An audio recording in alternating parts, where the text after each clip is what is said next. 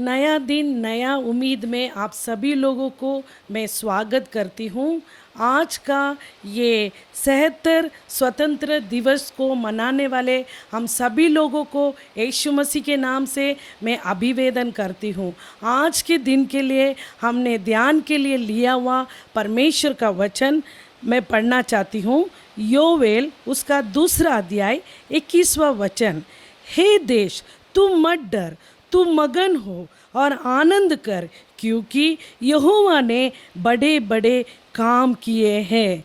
यहाँ पर हम देखते हैं परमेश्वर हमें देखकर कहता है, हे देश तू मत डर। हालेलुया। हमारे देश को यदि हम ले लेते हैं, हमारा देश कई सालों के पहले अंग्रेजियों के गुलामीपन में पड़ा हुआ था, लेकिन हमारे देश में अनेक वीरों ने अपना प्राण को बलिदान कर कर अंग्रेजी के गुलामीपन से हमारा देश को बचा लिया। लेकिन देश में जीने वाले लोगों को पूर्ण रीति से आज स्वतंत्रता नहीं है, आज़ादी नहीं है। कई लोग पाप के बंधनों में पड़े हुए, शैतान के बंधनों में पड़े हुए हैं, रोगों के बंधनों में पड़े हुए हैं। लेकिन परमेश्वर हालेलुया हमें देखकर कहता है, हे देश तू मत डर। हालेलुया। यदि हम मणिपुर का राष्ट्र को यदि हम ले लेते हैं, उसका परिस्थिति को हम देखते हैं, तो हमारे अंदर एक प्रकार का भय आ जाता है।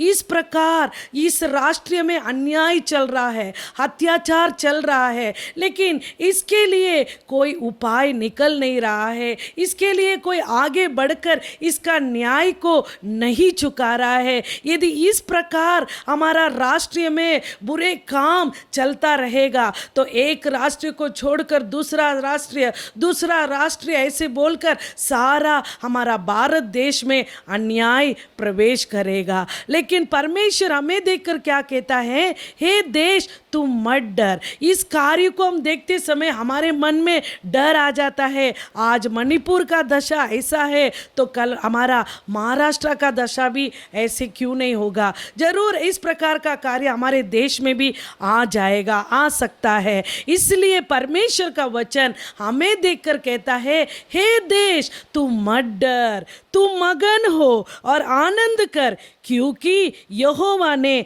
बड़े बड़े काम किए हैं। हालेलुया। हमारा परमेश्वर यहोवा तुम्हारे जीवन में बड़े बड़े काम किए हैं, करने वाला है। इसलिए आप मगन होना है, आनंद करना है। हालेलुया। यदि हम मगन होना है, आनंद करना है, देश में ओ शांति के साथ जीना है, तो वही अध्याय में 15वां वचन में लिखा है, उपवास के दिन ठहराओ, पवित्र करो, अपने वस्त्र को नहीं अपने मन को फाड़ कर परमेश्वर की ओर फिरो। हालेलुया।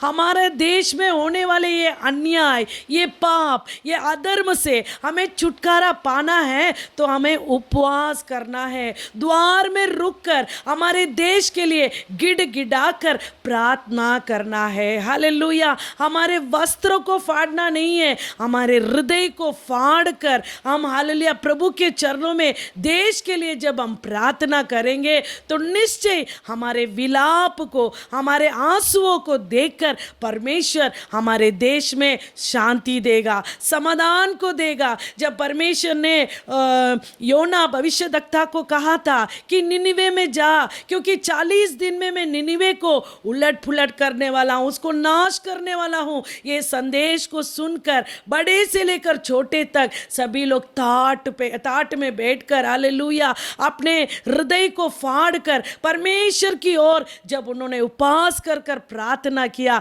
परमेश्वर ने उनके उपवास के प्रार्थना को ग्रहण कर कर उनके देश के और रहने वाले सारे श्राप से परमेश्वर ने उनको छुड़ाया। उन निनिवे को परमेश्वर वो हानि से बचाया। परमेश्वर जो हानि करने वाला था, उससे परमेश्वर पश्चाताप कर कर वो हानि नहीं किया, बल्कि वो देश को परमेश्वर ने बचाया। हाँ, परमेश्वर की प्रजा, हमारा परमेश्वर आपके जीवन में, आपके व्यक्ति व्यक्तिगत जीवन में, परिवार के जीवन में, ओ देश में बड़े काम करना है, आप आनंदित और मगन होना है, तो आप उपवास रहकर आप प्रार्थना कर कर देखिएगा, निश्चय आपके जीवनों में एक परिवर्तन को आप देख पाएंगे। परमेश्वर बड़े बड़े कामों को आपके जीवन में करेगा। हालेलुया, आमेन। हम आँख बंद कर कर प्रार्थना करेंगे। स्तुति हो राजा, धन्यवाद करते परमेश्वर, इस दिन में परमेश्वर, स्वतंत्र दिन में परमेश्वर, हम मिलकर आपके सन्निधान में हमारे देश के लिए